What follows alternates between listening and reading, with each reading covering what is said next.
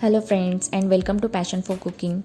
Today I'm not sharing any recipe. I am sharing one informational video about how to measure ingredients for baking. Two of my friends told me that they tried garlic bread and their dough turned very sticky. It was quite thin after rising.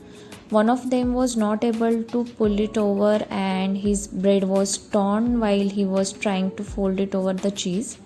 Other one told that her dough was also sticky but she managed to fold it somehow. I asked both of them about how they measured the flour. I also got a comment from one of my viewer that when she tried zebra cake the pattern got mixed up, so she was not able to create the desired pattern. Here I am sharing with you how to measure ingredients, mainly flour. At least when you are referring to my videos, I would recommend you to use this method for measuring the ingredients. Here I'll show you how to measure flour. We all purchase flour which comes in packet, and we usually store it that way only, and we don't store it in container. So when we measure flour for our recipe, we just pour it like this from the packet. This way we are adding lot of air to it. Now we level it like this. So if you see, it is at accurate level.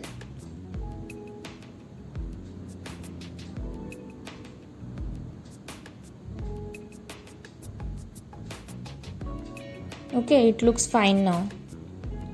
So now when I tap this, the flour goes down. The air escapes this way. We add air to flour when we pour it. So when I measure the flour this way, so that is little accurate. So if you see, you can add 2 to 3 tablespoons of flour here. Then you can again level it and tap it. So when you are following my recipe, I would suggest you to follow this method. You can always tap it. Never do like this. This is called tightly packed flour, and none of the recipes will ever ask you to measure flour like this. This can be, if you see, it has added more room, and this can accommodate 1/4 cup of flour more, which is little too much. If you have stored flour in a container, don't put the cup directly in container. Spoon the flour into the cup and lightly tap it and level it. Whenever you are measuring ingredients for baking recipes, always use cups like this. These can be used for liquid measurements as well. Also make sure it has marks like this, so that it is easier to measure half or 1/4 of quantity. We usually have 1 cup, half cup and quarter cup in the set, but sometimes you don't get 2/3 cup or 1/3 of cup in the set. So check your set if it has that 1/3 or 2/3 measurement cup as well, because if you see this cup, it is wide towards the mouth, and 1/3 or 1/4 cup can't be measured correctly in this cup. So always make sure you have 2/3 or 1/3 measurement cup like this, and it has markings like this. For all the baking recipes, always use standard cups and spoons for measurements, because precision is very important in baking recipes. If you are pro at cooking, then you can take approximate quantities with regular bowls and spoons, but there is scope for the recipe to go wrong. So I would say better you use the standard measurement cups and spoons. Now I will show you how to measure baking powder. Baking powder usually comes in packets or bottles like this one. So we just put the spoon in baking powder, fill it and level it. That's it. Similarly, you can measure other dry ingredients like soda, cocoa powder, etc. Except for the flour, which you need to measure the way I told you. With cups, you can never measure dry ingredients accurately, it is very difficult. Best way is to measure it by weight, which gives you perfect measurements, but most of the people don't have kitchen scales, and cups come handy here, so I use cups in all my recipes. Although cups don't give you accurate measurements, you can follow my method to get better results. At least for my recipes you can use this method.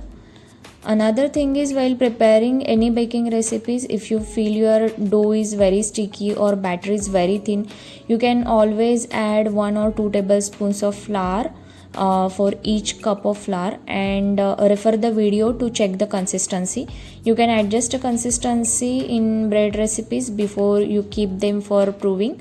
Once it is risen, and if you add flour, you are just spoiling the recipe further. You might not get the expected results. So always adjust the consistency before first proving. With respect to liquid ingredients, we don't face issue because we don't need leveling, and there is no issue of volume as well. If you are using tightly packed cup of flour, you may require more liquid, which is not correct. Always follow the method of tapping while measuring the flour. When measuring oil or butter, their density is different, so measurements may be different. When you pour oil in, it forms concave. Also, some of it sticks to the spoon or cups, so you can always use non-stick spray for oil or butter, or you can consider the amount that sticks to the spoon or cup and adjust it accordingly. While using butter, always make sure it is at room temperature and soft, so that it is more precise while measuring. So I hope you find this video useful. You can keep giving me feedback so that I can add more such tips or information in my recipe videos. Sometimes some of the tips feel more obvious, so I skip them, but for the beginners those tips could be very important. So keep providing your feedback about my recipes. I don't mind even if they are negative or failed, because that gives me scope for improvement in my videos and my method of telling you how to prepare particular recipe.